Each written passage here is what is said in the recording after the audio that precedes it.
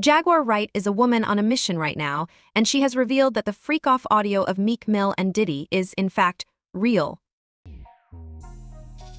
Man, you doing it, man. You deserve it, daddy. You putting in that work. This is Mr. Shepherd, aka Brother Williams, and I'm here proving myself to the nation.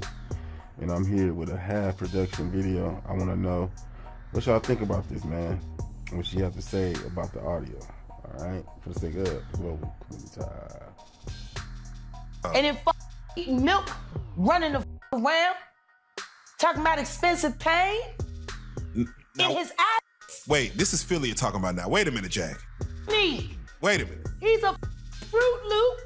He Diddy-fied. This is Philly. He's a deep fried period. He Diddy-fied. He Diddy-fried. He the Diddy do our bop. Fuck me. Real rap. You think that audio that they put out was real? Yeah, that was him. Nicki put that out there. The clip in question was reportedly shared by a person claiming to be Diddy's former bodyguard, who says he recorded the audio on his phone. The audio features two men engaging in intimate acts. After the audio plays, the clip transitions to a video of the alleged bodyguard where he claims that all the drinks that night had been spiked. He added that he doesn't drink but pretended to be intoxicated, just going along with the crowd. The man continued by saying that while everyone else was passed out, Diddy and that man, referring to Meek Mill, headed to a room, allegedly to engage in intimacy. He claims to have overheard the sounds and decided to record them in hopes of making a couple $100. Initially, he says, no one believed the audio was real, but now he claims there's proof. Meanwhile, Bobby Shmurda has put forward a bold claim that Jay-Z's Roc Nation is behind the rumors about Diddy and Meek Mill's relationship. Speaking on the Donza project, Shmurda, who was previously managed by Roc Nation, suggested that the company fueled the rumors following Meek's departure from Roc Nation in 2022. Nobody's been catching more heat on the internet than Meek Mill. Meek Mill spoke on it. He's like, I hate these people on the internet. They just keep speaking on him. So it's like, you know, I came off the team. I'm gonna tell you what's going on with Meek. I left with a team that Meek was on. Meek left that team, and I leave that team. They come for you. You know what I'm saying? It's like you gotta understand everything in a relationship is like a relationship with these labels, right? And leaving like a girl with a lot of power. And like you could have gave that power. You giving that girl some good dick, right? But she has a lot of money and a lot of power. She's gonna try to make your life a living hell. Yeah. And anything that she's gonna and if we own the internet, that we're gonna spread all the rumors about you. I'm gonna put 1,000, 3,000 comments making jokes. I'm gonna pay for 3,000 comments whenever you post. Word, all about it. And my shit is like, it's not even, I tell Meek, it's not even that they doing it, bro. They gonna do it. They try to call me gay. I'm most ever out there. Like, come on, for real, be serious. You know what I'm saying? And it's not even that, I'm not even mad at them doing it. It's be the that believe it. That's what you gotta be. It's like they gonna. I don't want to say that word. They're gonna do female like that. Niggas gonna do female spread rumors regardless. They're naive. But the mother not the naive people. That's the ones believing it. I'm talking about the ones that believe in it are the suckers because they just want it to be true because they haters. You feel me? They hate it. Like there's no way he can't be fucking all those. He gotta be doing something. There's no way Meek could be that rich. There's no way Bobby doing it. There's no way they doing that. But we are doing it. You got all of that.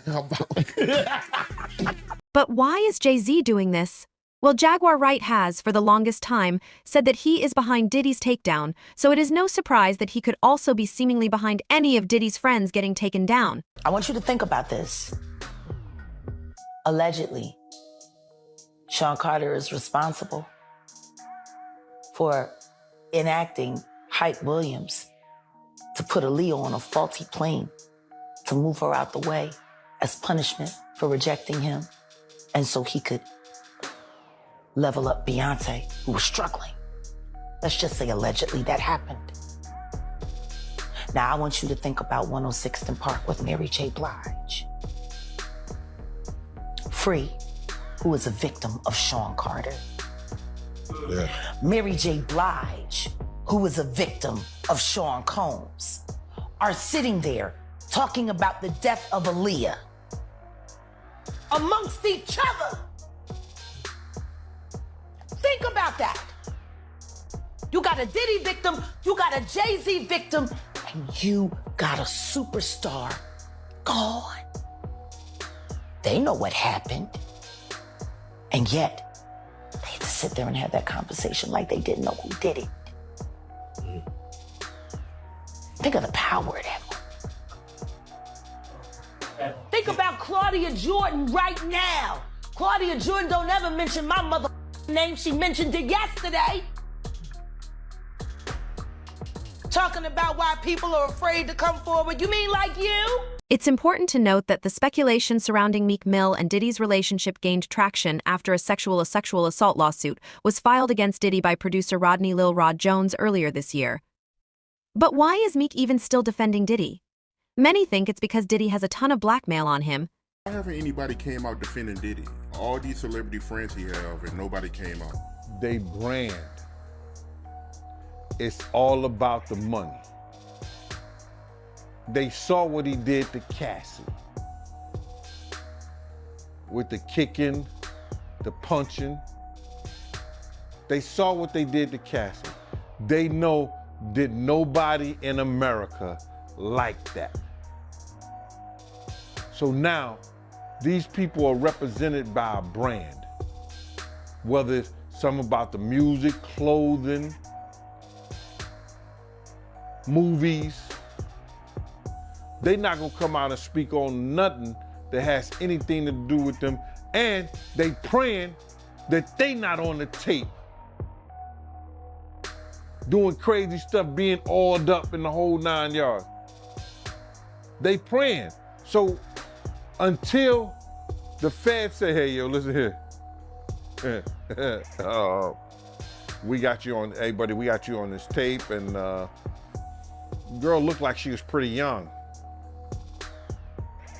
We're not gonna show it, but we need you to come and testify against Brother Love, P. Diddy, Puff Daddy, you know, Sean Combs.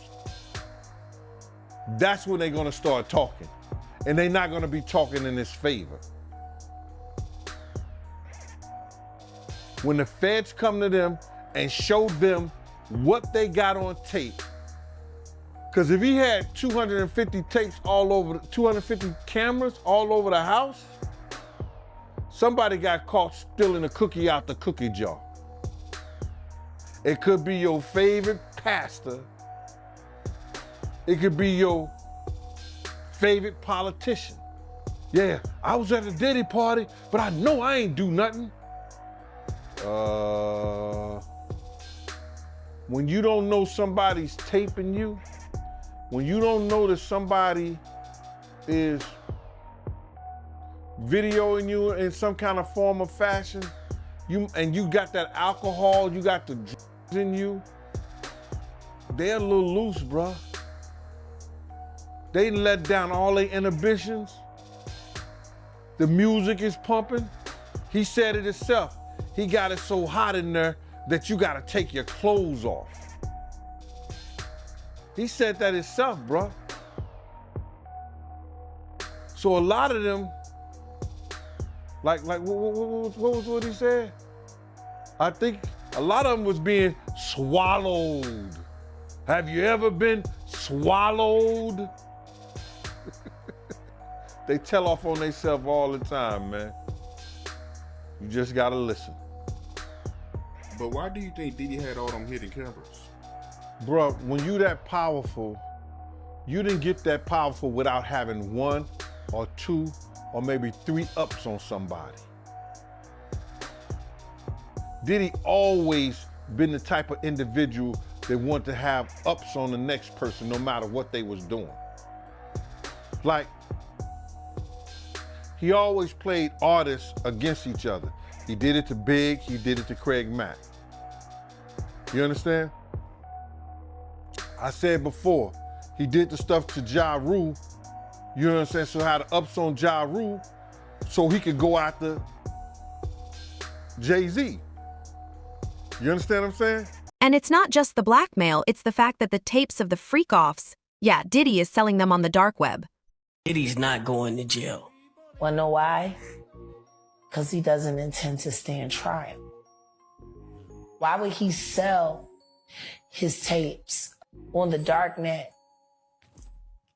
Is he protecting people, or are people protecting him? Oh no, he's selling it because he needs the cash. The last freak off tape that just got sold on the dark net, which I know because I monitor, went for $500 million. It had multiple stars in it. Nicki Minaj, Rihanna, Chris Brown, Justin Bieber, Drake. It was a really interesting night in Calabasas, and he just sold that footage. How come you think it doesn't get leaked to the public? The dark net? Yeah, like... Because of the dark coin. Most people don't even know that the dark coin exists. But that's how they're trading for all of the flesh they sell. Which is why I became so outraged last year when the twins turned 16 and he had them dressed like prostitutes, and then he auctioned them off as NFTs because the NFT that he sold them to was attached to that dark coin. It was like a promissory note to sell his daughters to the highest bidder. It is also interesting that a lawyer representing Jay-Z has said that a legal ultimatum was necessary to get talk show host Piers Morgan to edit an interview in which a guest made serious allegations about the hip-hop mogul and his wife, Beyoncé. The claims were related to the criminal behavior accusations that have been made against Diddy. Piers Morgan's irresponsible broadcast, filled with lies, is so far over the line that a legal ultimatum was warranted, said Jordan CV, one of Jay-Z's lawyers, on Friday. He emphasized that nobody acting under the guise of journalism can elicit outrageous statements from exploitative situations in an effort to drive clicks and not have to answer for that. On Tuesday, Morgan issued an apology on his YouTube show Uncensored for comments made by his guest, singer-songwriter Jaguar Wright, whom Morgan described as a whistleblower against Diddy. There's no vindication for me because for 4 years I've been screaming not just Diddy, but Diddy and Jay-Z are monsters. And the victim-making machine kept going on. Jay-Z has been notable by his silence since these charges were brought against Diddy. Why do you think that is? Because that's what he does. He starts little fires everywhere, forces everyone involved to go and carry water while he sneaks away without a response. That changes now, Sean. You must respond. You have no choice. Harvey Weinstein, Jeffrey Epstein, Robert Kelly, Sean Combs have one person in common, professionally and privately. Sean Carter. This has been a fist of tyranny that has been punching through our culture and our society for decades. It must stop. There's been obviously a lot of cruelty-free artistry. Right, there's been a lot of rumor mill about what has happened in the rap world. A lot of allegations that the misogyny in the lyrics clearly was based on a general misogyny towards women away from the music, and that clearly seems to have been borne out by these charges against Diddy, which if he's found guilty of all this, he's never coming out of prison. How dangerous do you think? Thank God. How dangerous do you think he is as a person? I think he's one of the most dangerous people I've ever met. Wright, who has a significant following on Instagram and TikTok, has used her platform to make various claims about the music industry, particularly targeting Diddy and Jay-Z, whose real name is Sean Carter. In another twist, TV personality Nick Cannon shared his own experience related to Diddy's infamous parties. Nick wouldn't be the only person to have attended Diddy's parties while underage. We know Usher did that, and we know what happened to him too. We want to thank you. Come here. Don't sit on the bed at night. No homo. No, just don't get close to the bed. Don't get close. But it's just like, yo, we want to thank you for hosting the thing, man. It's been a pleasure. You didn't have to do it. You did it. No. I definitely didn't have to do it. I definitely didn't have to. First and foremost, I'm not getting in the bed. Shout out to him and what he did. I'm just gonna, if we can, let's just put the camera a little this way, just so we're not. I don't want my shot to even I don't want it to come close to the bed at all. Usher look like he fresh off goddamn plane. Usher fresh off the guard stage. That's my brother right here from day one. We used to wake up and, pause, but like, check this out. I mean, back in the days when he was like 10 and I was a little bit older, his older brother, we used to fight over the Frosted Flakes. You know what I'm saying? Before pause was invented. You know what I'm saying? But it's my brother for real. We used to actually wrestle off of the Frosted Flakes because he used to always get up early with me. Now he's one of the richest stars in the world. And what the did Puff just say? Nobody's gonna acknowledge this but me. Puff just said we used to wrestle over the Frosted Flakes. And we're streaming live. That was stupid. Listen, that was stupid. Listen. We having a good time, yo. Your Usher made it in the... Hey, yo. If you don't mind me asking, because I know the topic is sensitive, what happened to Usher? I heard about some music executive from the industry back in Harlem. You know, I heard it from some music executives back in Harlem. And I'm not gonna speak on their name. They doing programs and everything like that, and they may be doing something, they may speak on it themselves. But I heard it from some music executives. Where did you hear? Bro, you know how people be talking and we was around some people, something like that, and then some people might say, yo, I don't F with that dude. And at the time, I didn't even know who the F Usher was. You know what I'm saying? It was one of those type of situations. And when people say, yo, man, I don't F with them niggas, man, I'm getting out that industry and everything like that. You know, Puff sent this little kid to the hospital. How he sent him to the hospital? Man, Nick was bleeding from the butt. And that's what was said. But I didn't even have a name for the kid at the time. Then you heard, and that's what happened.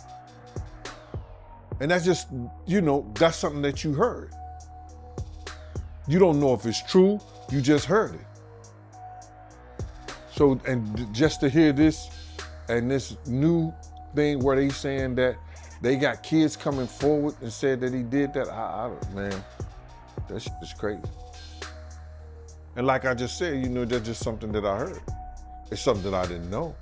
It's something that I ain't seen. But believe it or not, Meek Mill actually may have gotten off largely unscathed because what Diddy may have done to other big celebrities is downright terrible. Tupac Shakur's stepbrother, Mopreme Shakur, has expressed doubts about Diddy's denial of any involvement in Tupac's murder, as he did several months ago during an interview. If you were someone like Puff, you would be threatened by him, he said, referring to Tupac. If you're someone like a Puff, you would be threatened by him because every time you see Pac, he got a gun, like he got 2 or 3 guns. And he's like blatant. Pac is a dope dude, don't get me wrong. He's not a bully or nothing like that. He's a funny guy, he's a nice guy, generous guy, peace-loving guy, but he wasn't having it. He just wasn't having it. So I can see why Puff might have felt threatened by Pac. I can see it. So if it's true that what everyone is saying, Keefy D, everyone coming on these podcasts, the storyline about Puff paying whoever to do whatever, with Pac, if all that is true, like I said, he needs to be held accountable for it. He needs to be held accountable. It has to be accountability from him for his involvement in getting my cousin killed. I try to keep my personality out of it because, like I said, I'm not in that space anymore where I wish harm on someone else. I just don't feel like that anymore. But I do feel that he has to be held accountable if it's true.